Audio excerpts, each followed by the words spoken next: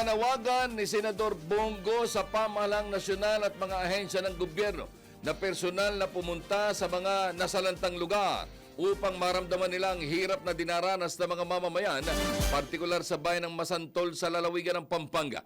Ayon kay Senador Go, kailangang madaliin ng mga ito at gawing puspusan ng pagtulong hindi lamang sa mga mamamayan ng Masantol kundi maging sa mga karating nitong lalawigan na patuloy na nagtitiis dahil sa naging epekto ng habagat.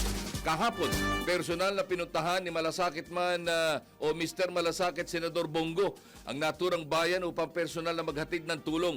Ginamit na rin niya itong oportunidad upang alamin mula mismo sa mga residente doon ang kanilang pangangailangan sa ngayon.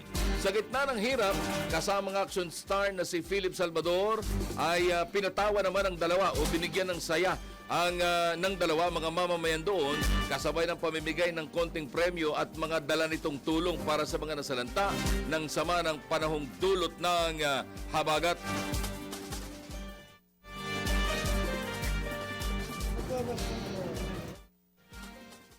Wala. Wala. Hindi na ipasok. Okay lang. Dahil nanawagan si Senador Bongo ho ay personal na humarap sa mga mamamayan doon at niyayaya din ang ilang pang mga opisyal ng gobyerno na puntahan ang mga ito. Ako po ay patuloy na nanawagan sa national government, lalong-lalo na po sa executive department. Trabaho naman po ninyo yan ng DPWH at iba pa ng mga ahensya ng gobyerno. Tulungan nyo po, pumunta kayo rito mismo para makita nyo po yung sitwasyon ng ating mga kababayan na naghihirap po dito po sa Masantol.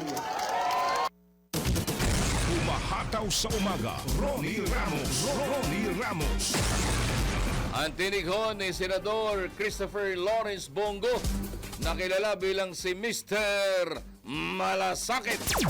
Ronnie Ramos. Ataw na, umaga na.